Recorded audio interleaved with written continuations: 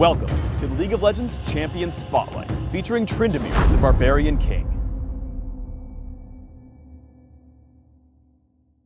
Tryndamere is a melee fighter who focuses on dealing huge damage with his basic attacks. This spotlight will focus on his legendary Demon Blade Tryndamere skin. This skin has a different model, animations, voiceover, and particle effects compared to his default look. Tryndamere's passive is Battle Fury. Tryndamere's attacks, critical strikes, and killing blows build Fury. As Tryndamere gains Fury, his critical strike chance increases. Bloodlust gives Tryndamere bonus damage based on how much health he has. He gains a small amount of damage for being full, but he gains the most benefit at 1 health. Tryndamere may activate Bloodlust to consume all of his Fury, healing him based on how much Fury was used. Mocking Shout reduces the attack damage of all nearby enemy champions. Enemies that had their backs turned are also slowed for a few seconds. Spinning Slash sends Tryndamere to target location, damaging all enemies along his path. Every time Tryndamere lands a critical strike, the cooldown on Spinning Slash decreases. Undying Rage gives Tryndamere bonus Fury and makes him immune to death for a few seconds, holding at 1 health if he were to take fatal damage. This ability can be cast while stunned, silenced, or otherwise incapacitated.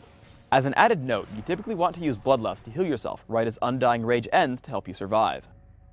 I play Tryndamere as a jungler, which allows me to farm without interference and also enables me to gank without my opponents expecting it. Ask a teammate to pull the golems, which allows you to take the camp down without receiving too much damage. Transition to the wraiths, wolves, and then the buff golem, giving it to whichever teammate can best use it.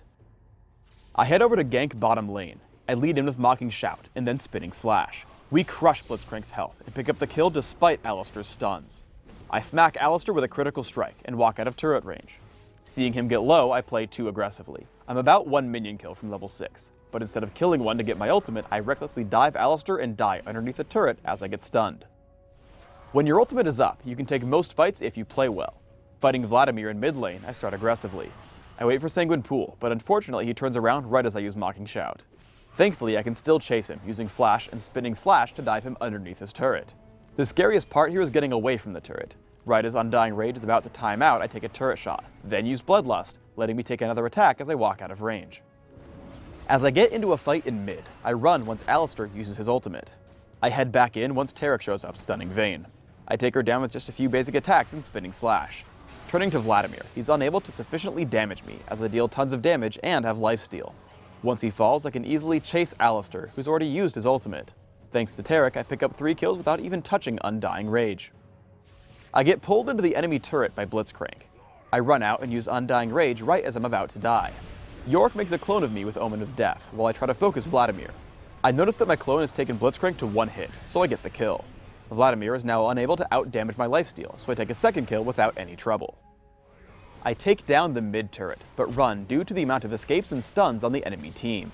Upon fighting Blitzcrank, I use Undying Rage at the last possible second. After I take him down, I look at the available targets. While Alistar is close by, Vayne is much more important, so I kill her with Spinning Slash and a critical strike.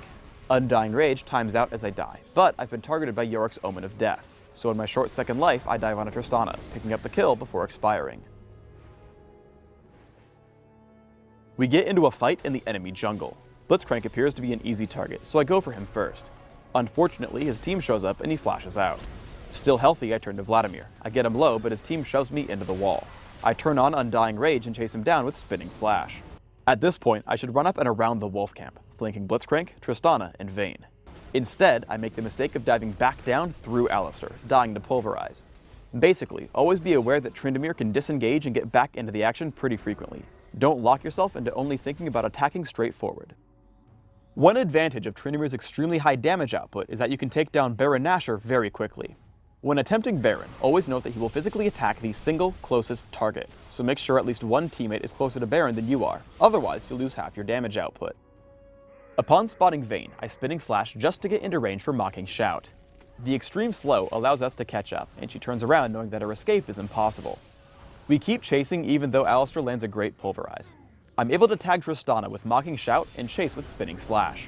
After the kill, I Spinning Slash out of turret range because it's attacking me. I use Undying Rage at the last possible second, turning to kill Blitzcrank with the help of my team.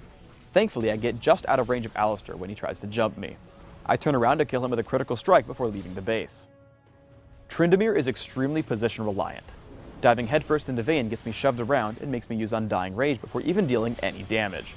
Thankfully, I am able to use Spinning Slash and Flash to take out Tristana, but if I had taken any other angle of attack at the beginning, I'd have survived this fight. I managed to separate Vladimir from the rest of his team and dive relentlessly to pick up the kill. However, I make a huge mistake in using Undying Rage well before I'm about to die. At no point do I actually drop below 1 health during its duration. As a result, Blitzcrank and Tristana clean me up, even though I could have killed at least one of them very easily. The single most important thing to do as Tryndamere is to dodge disruptive tanks. Here I know a teamfight will start, and I use Spinning Slash and Flash to jump over Alistar, heading straight for Vayne. Oracle's Elixir allows me to take her down despite her invisibility. As I chase Vladimir, I note the duration on my ultimate. Hemoplague would certainly have killed me, so I retreat to find another opening. I turn onto Blitzcrank and kill him quickly. For runes, I take attack speed marks, flat armor seals, attack speed glyphs, and armor penetration quintessences. This setup allows me great jungle control, and builds my Fury Bar rapidly with attack speed. My masteries are 2109, focusing on all the physical damage modifiers on offense, and taking increased neutral buff duration and utility. I take Smite and Flash for jungle speed and maneuverability in battle. I max Bloodlust right away for healing and damage output. I take Spinning Slash at level 2 and leave it there, focusing on Mocking Shout to heavily debuff my opponents throughout the mid-game. For items, I open with a Vampiric Scepter. I take Berserker's Greaves and Yomu's Ghostblade as my first major investments. From there, I head up to Infinity Edge for massive damage output. After that, I max out my critical strike chance with Cloak and Dagger and an Elixir of Agility. My final items are Bloodthirster and Black Cleaver for endgame damage and sustenance. Thanks for tuning in to the Tryndamere Champion Spotlight. Please subscribe to the Riot Games YouTube channel up top and leave us your comments down below.